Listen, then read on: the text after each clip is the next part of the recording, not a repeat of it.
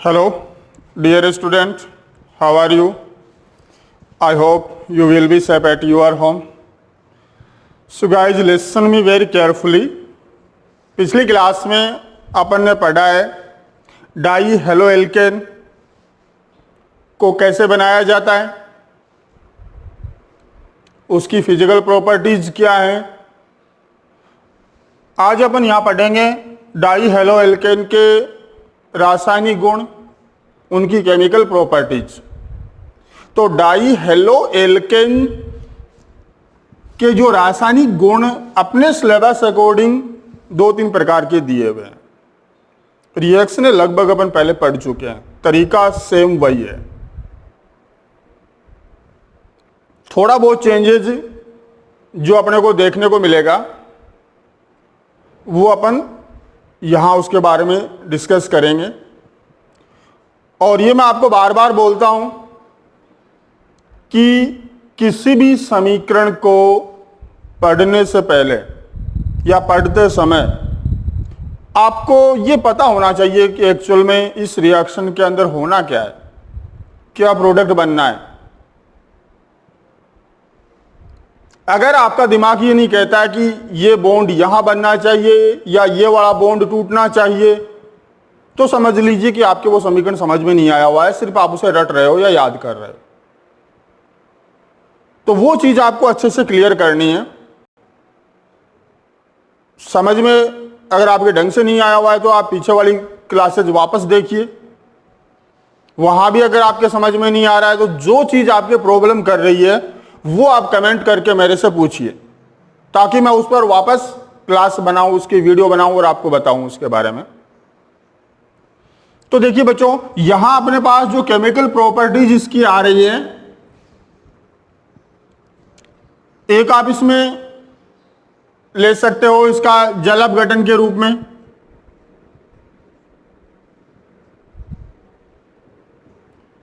और जल अपघटन के अंदर अपन ये जो करने वाले हैं पोटेशियम हाइड्रोक्साइड या सोडियम हाइड्रोक्साइड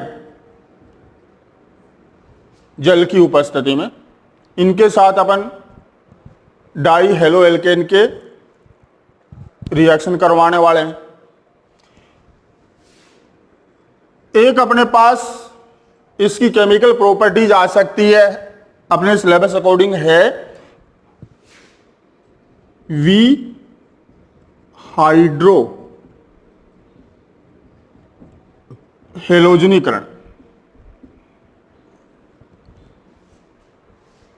वी हाइड्रो हेलोजनीकरण मतलब हाइड्रोजन और हेलोजन को अपन हटाने वाले हैं। कुल मिलाकर जो आपने पिछले क्लासेज में बीटा विलोपन रिएक्शन पढ़ी है वो वाली करवाने वाले हैं।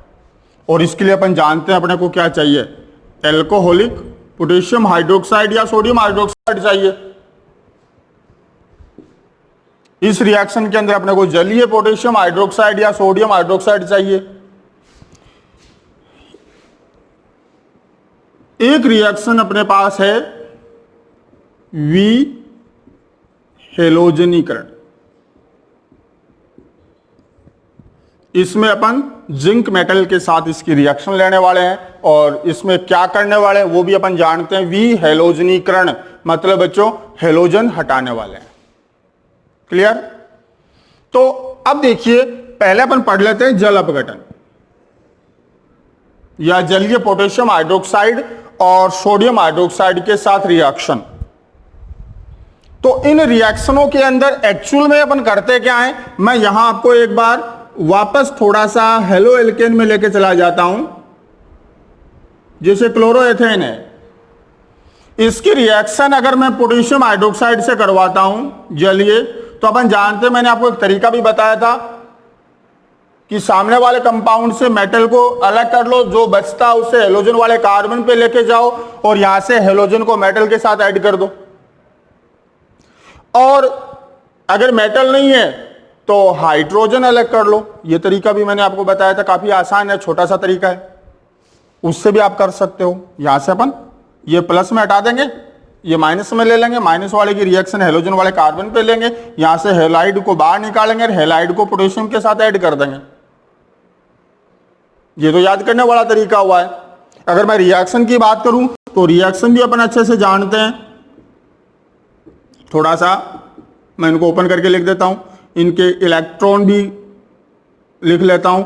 ये इलेक्ट्रॉन क्लोरीन की तरफ हैं, ये कार्बन की तरफ हैं, ये वाले लगभग मिडल में मान सकते हो आप, वैसे मिडल में तो नहीं होंगे, थोड़े से इसी कार्बन की तरफ आएंगे, ठीक है, थोड़े से आएंगे। अब यहां पोटेशियम हाइड्रोक्साइड, ये वाले इलेक्ट्रॉन बिल्कुल से ऑक्सीजन के पास हैं, ये वाले भी ऑक्सीजन की तरफ ही हैं, लेकिन ज्यादा नजदीक कौन से हैं? पोटेशियम वाले हैं, क्योंकि अपन जानते हैं कि विद्युत ऋणता क्रम भी मैं आपको बता चुका हूं। तो वहां से आप देख लोगे कि मेटल से ज्यादा विद्युत ऋणता किसकी लेंगे अपन? हाइड्रोजन की। इससे ज्यादा किसकी लेंगे? कार्बन वगैरह। फिर वो 6 एलिमेंट। तो इसके लोन पेयर का अगर मैं बॉन्ड बनाऊं तो याद है कि ये नेगेटिव चार्ज है हेलोजन वाले कार्बन पर, पॉजिटिव चार्ज होगा। इलेक्ट्रॉन अगर रिएक्शन करेगा, अगर मैं इससे पहले तोड़ूं नहीं तो, इस प्रकार अगर मैं ब्रेक नहीं करता हूं तो अपन रिएक्शन करवा सकते हैं कि लोन पेयर अगर इलेक्ट्रॉन क्रिया करेगा तो कहां करेगा? प्लस पर करेगा। प्लस इजीली कहां पे? इस कार्बन पे। जब ये दोनों इलेक्ट्रॉन यहां पे पहुंचेंगे, बॉन्ड बनेगा। तो मैं आपको बता चुका हूं कि आपको प्रत्येक स्टेप में क्या कर लेना है। ये इलेक्ट्रॉन क्लोरीन के पास, ये वाले कार्बन की तरफ। यहां नया बॉन्ड बनाया किसका? अपन ने O का। ये वाले इलेक्ट्रॉन ऑक्सीजन के बिल्कुल नजदीक हैं, ये वाले थोड़े से दूर हैं, ऑक्सीजन से थोड़े से दूर हैं, ठीक है ना। और जैसे ये बॉन्ड यहां बना है तो मैं आपको बता चुका हूं कि इलेक्ट्रॉन कहीं भी पहुंचते हैं, जहां जाएंगे वहां माइनस और जहां से जाएंगे वहां प्लस। तो यहां ऑक्सीजन पर प्लस चार्ज बन जाएगा, इस कार्बन पर माइनस चार्ज बन जाएगा। अब यहां जो एक्स्ट्रा बॉन्ड आपने बनाया है, तो बनाने के साथ आपको अब एक बॉन्ड ब्रेक करना है, एक बॉन्ड तोड़ना है। तोड़ने के 2 तरीके मैं आपको बता चुका हूं। एक तरीके के अंदर आप इलेक्ट्रॉन को अपनी तरफ खींच के तोड़ोगे अगर पॉजिटिव चार्ज है तो, और अगर नेगेटिव चार्ज है तो इलेक्ट्रॉन को अपने से दूर करके बॉन्ड तोड़ोगे, अगर विषम अपघटन दिखा रहे हैं तो यहां देखिए बच्चों, इसमें पॉजिटिव चार्ज है तो ये अपना एक बॉन्ड ब्रेक करने के लिए क्या करेगा? इलेक्ट्रॉन खींचेगा अपनी तरफ। खींचेगा तो कौन सा इलेक्ट्रॉन पहुंचेंगे? जो सबसे नजदीक है वो पहले पहुंचेंगे। तो इसका मतलब यहां से कौन बाहर चला जाएगा? पोटेशियम K+ चला जाएगा। इधर कार्बन को बॉन्ड तोड़ने के लिए क्या करना? इलेक्ट्रॉन दूर करने अपने से। इलेक्ट्रॉन दूर करेगा तो ये वाले इलेक्ट्रॉन सबसे ज्यादा दूर है, तो ये पहले बॉन्ड ब्रेक होगा। तो इधर से कौन बाहर चला जाएगा? Cl- चला जाएगा। तो अपने पास क्या फॉर्म बन गया है? CH3CH2, यहां OH हो गया। इधर से Cl निकला, इधर से K+ निकला, दोनों आपस में ऐड हो जाएंगे, KCl हो जाएगा। ये इन रिएक्शनों का तरीका है। तो आप एक बार इसको जरूर करके देखेंगे, ठीक है। और कोई समस्या रहती तो आप जरूर वापस पूछ लेना। तो यहां देखिए बच्चों, अगर मैं ये रिएक्शन करवा रहा हूं, सबसे पहले जेम डाई हेलाइड की करवा देता हूं। जेम डाई हेलाइड में अपन जानते हैं CH3CHClCl, दोनों हेलोजन एक ही कार्बन पर प्रेजेंट होंगे। CH3CClClCH3, ये भी जेम डाई हेलाइड ही है, ठीक है। अब इसके साथ मैं रिएक्शन करवा दूं पोटेशियम हाइड्रोक्साइड की, जलीय पोटेशियम हाइड्रोक्साइड। तो बच्चों अपन जानते हैं कि क्या होना है? Cl की जगह OH आना है, तो अपन यहां डाल लेते हैं CH3CHOHOH, CH3COHOHCH3। कैसे आएगा वो अभी आप पहले देख चुके हो, ठीक है। यहां से माइनस हो गया 2KCl। अब यहां एक चीज और है, वो ये है कि एक कार्बन पर 2 OH ग्रुप स्टेबल नहीं होंगे। एक sp3 संकरित कार्बन पर 2 OH स्टेबल नहीं होते हैं, वहां से जल अणु रिमूव हो जाता है, बाहर निकल जाता है। कुछ जगह मिलेंगे भी अपने को, और जहां मिलेंगे उसका रीजन मैं आपको बताऊंगा कि यहां क्यों प्रेजेंट है। एक दो जगह आएंगे अपने पास ऐसे, और क्यों नहीं रह सकते वो चीज अगर आप देखना चाहो तो मैं अभी आपको उसके बारे में थोड़ा बता देता हूं। कि देखिए बच्चों, जैसे मैं आपको पहले ही क्लियर कर चुका हूं कि sp3 संकृत कार्बन क्या होता है, इलेक्ट्रॉन प्रतिकर्षी होता है।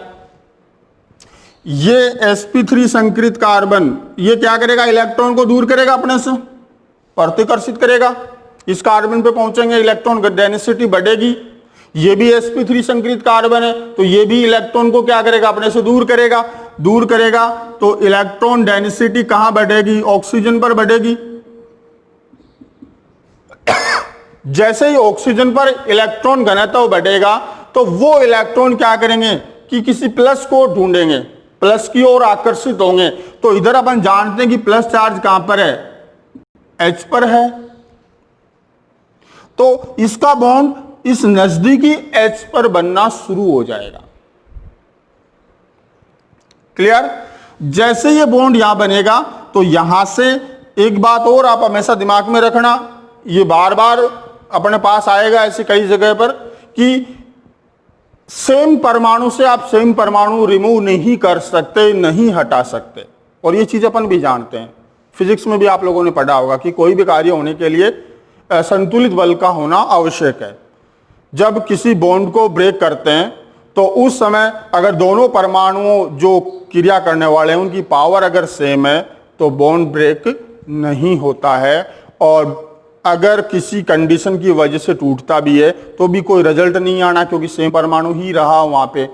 तो इसलिए इस बात का थोड़ा ध्यान रखेंगे अपन।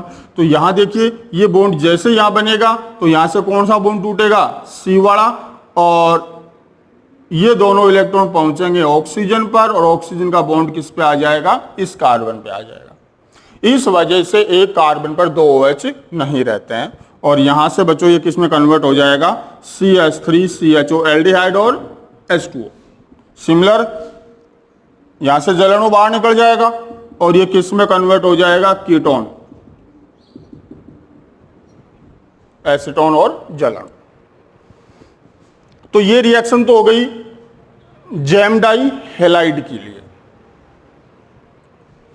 क्लियर है? अब अपन विस डाई हैलाइड की एक रिएक्शन ले लेते हैं। CH2 CH2Cl Cl plus 2 KOH H2O। Cl की जगह कौन आ जाएगा, OH आ जाएगा। तो अपने पास बन जाएगा CH2 CH2OH OH plus 2 KCl। ये रिएक्शन हो जाएगी आपकी विस डाई हैलाइड के लिए, एथिलीन ग्लाइकोल बन जाएगा। और बड़ी कोई यौगिक लोग बस करना यही है कि Cl की जगह आपको OH डाल देना। इसी प्रकार अल्फा ओमेगा डाई हैलाइड में हो जाएगा CH2Cl CH2 CH2Cl plus 2 KOH। Cl की जगह किसको ले लेंगे, OH को ले लेंगे बस।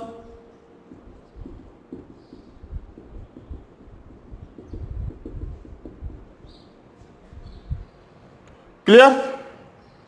तो ये इसकी कारण हो गए। तो मेरे ख्याल से ये जल अपघटन वाली रिएक्शन आप अच्छे से समझ गए होंगे कि करना क्या है इसके अंदर। वो तो आप जानते ही हो कि जिस कंपाउंड के साथ रिएक्शन करवा रहे हो उसमें से मेटल को अलग कर लो, शेष पर जो माइनस लगा के उसे हेलोजन वाले कार्बन पे जड़ डालते जाओ और रिएक्शन कंप्लीट। दूसरा टाइप जो इसका रिएक्शन है विहाइड्रोहेलोजनीकरण। तो इस रिएक्शन के अंदर बच्चों अपने को क्या करना है, बीटा विलोपन दिखाना है इसका। क्लियर? मतलब अल्फा कार्बन से हेलोजन हटा लेनी है और बीटा कार्बन से हाइड्रोजन हटा देनी है। तो अगर मैं जैम डाई हैलाइड में ये रिएक्शन लेना चाहूं तो बच्चों मेरे पास क्या आ जाएगा, CH3 CHCl। अगर मैं विस डाई हैलाइड लेना चाहूं और एक में अल्फा ओमेगा डाई हैलाइड ले लेता हूं, तीनों की रिएक्शन अपन देख लेंगे यहां। तो अपने को क्या चाहिए, एल्कोहलिक पोटेशियम हाइड्रोक्साइड चाहिए,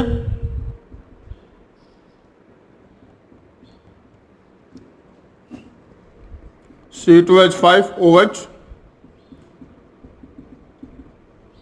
C2H5OH। क्लियर? अब करना क्या है ये तो अपन जानते हैं, अल्फा कार्बन से हेलोजन और बीटा कार्बन से हाइड्रोजन अपने को रिमूव करनी है। और क्यों करनी है, कैसे करनी है, किस वजह से करनी है, वो चीज मैं आपको पहले पढ़ा चुका हूं बीटा विलोपन रिएक्शन के अंदर। आप उस वीडियो को वापस देख लीजिए, अगर आपकी कोई समस्या लगे तो आप मेरे से वापस पूछिए। तो यहां देखिए बच्चों, ये कार्बन कौन सा हुआ, हेलोजन वाला कार्बन अल्फा कार्बन, और ये वाला बीटा कार्बन। यहां से हेलोजन हटाऊंगा मैं और यहां से हाइड्रोजन हटाऊंगा, ठीक है ना। यहां देखिए बच्चों, ये अल्फा और बीटा और बीटा, मतलब इस हेलोजन की वजह से ये अल्फा कार्बन हुआ और पास वाला बीटा कार्बन हुआ, और इस हेलोजन के कारण ये अल्फा हुआ और पास वाला बीटा कार्बन हुआ। इधर मैं देखूं अल्फा बीटा, समझ गए बात को। तो यहां से देखिए, अगर मैं 2 हेलोजन रिमूव करूंगा तो यहां से 2 हाइड्रोजन हट जाएंगे, मेरे पास क्या बचेगा, CH triple bond CH plus 2 KCl plus 2H2। ये रिएक्शन आ जाएगी। समझ गए ना कैसे किया मैंने, 2 Cl गए 2 पोटेशियम के साथ, यहां से 2 H हटेंगी, 2 H चली जाएंगी OH के साथ। सिमिलर यहां से हेलोजन, यहां से हाइड्रोजन, यहां से हेलोजन, यहां से हाइड्रोजन जब मैं हटाता हूं तो मेरे पास बन जाएगा CH ट्रिपल बॉन्ड CH।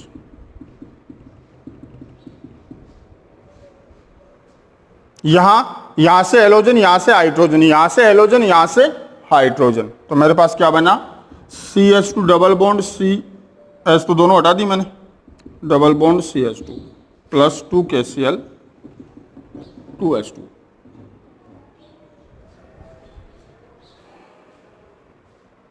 बस एक ही चीज दिमाग में रखनी है कि अल्कोहलिक पोटेशियम हाइड्रोक्साइड के साथ जब अपन बीटा विलोपन रिएक्शन करते हैं तो उस कंडीशन में अपने को क्या करना है, अल्फा से हेलोजन हटा लेना और बीटा से हाइड्रोजन हटा लेना।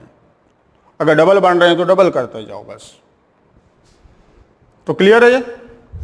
चलो अब अपन नेक्स्ट रिएक्शन में चलते हैं, we हेलोजनीकरण।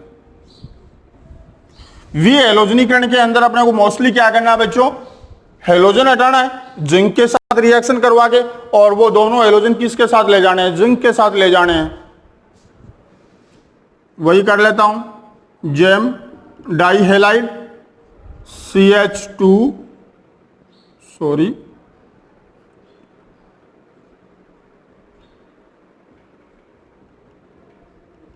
Cl, vic dihalide में CH2Cl CH2Cl, और अल्फा ओमेगा डाई हेलाइड के अंदर मैं ले लेता हूं CH2Cl CH2Cl। आप और भी मतलब बड़े ले सकते हो, ठीक है ना। Zinc zinc zinc. तो देखिए वी हेलोजनीकरण रिएक्शन का मतलब हुआ कि अपने को हेलोजन हटाने देने। अब अपन अगर हेलोजन हटाते हैं तो देखिए बच्चों, ये दोनों हेलोजन जिंक के साथ चले जाएंगे और यहां एक डबल बॉन्ड आ जाएगा, जिंक क्लोराइड, ये उत्पाद बन जाएगा। यहां से ये दोनों हेलोजन अगर मैं जिंक के साथ लेके जा रहा हूं तो यहां बीच में कार्बन आ गया, तो बॉन्ड किस किस के, इस कार्बन और इस कार्बन के बीच बन जाएगा, ठीक है। तो मेरे पास क्या आ जाएगा, CH2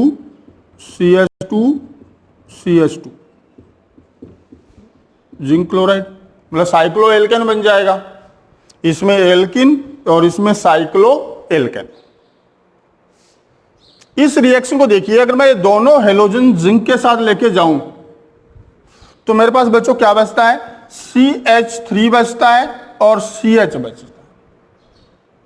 अगर मैं इसका बॉन्ड पीछे वाले कार्बन पे, क्योंकि इसके 2 बॉन्ड फ्री हो गए ना, अगर मैं ये बॉन्ड इस कार्बन के साथ बनाना चाहूं तो क्या इसकी पॉसिबिलिटी होगी? नहीं हो सकता ना, क्योंकि देखिए अगर मैं बॉन्ड पीछे बनाता हूं तो इस कार्बन पे बॉन्डों की संख्या बढ़ रही है, 4 से ज्यादा बॉन्ड होते जा रहे हैं। तो इसका मतलब कि ये सिंगल कंपाउंड ये रिएक्शन नहीं देगा। तो अपने को क्या करना पड़ेगा, इसके डबल कंपाउंड डालने हैं।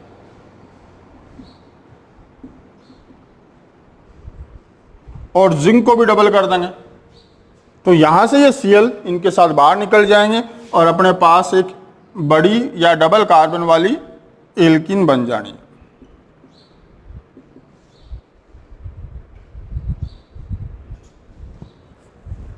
तो इस चीज को थोड़ा सा आप दिमाग में रखना, ठीक है। तो ये आपके 3 प्रकार के केमिकल प्रॉपर्टी हैं डाई हेलो एल्केन के रासायनिक गुणों के अंदर। आप ये 3 चीजें पढ़ोगे। रिएक्शन बिल्कुल सिंपल है, इजीली आप इनको कर सकते हो। लगभग सारे समीकरण आपने पहले से पढ़ चुके हैं। कोई किसी प्रकार की समस्या रहती है, अगर आपको ये जैसे कोई भी डाउट रहता है कि सर यहाँ ये बंध क्यों बनाया गया है या ये वाला ही बंध क्यों टूटा है, इसका कारण हमें पता नहीं चला, तो वो कारण आप हमें बताइए। ऐसा कोई समस्या या डाउट आपके दिमाग में रहता है तो आप वो ज़रूर पूछिए, ठीक है। तो अपना मोनो हेलो एल्केन कंप्लीट हो गया, डाई हेलो एल्केन कंप्लीट हो गया। अब अपन नेक्स्ट क्लास में पढ़ेंगे ट्राई हेलो एल्केन व्युत्पन्न, जिसके अंदर आप क्लोरोफॉर्म, आइडोफॉर्म, उनके फिजिकल केमिकल प्रॉपर्टीज, उनका फॉर्मेशन, उनका निर्माण, ये सब चीज़ें अपन आगे पढ़ेंगे। तो बच्चों मिलते हैं अपन नेक्स्ट क्लास में। थैंक्स।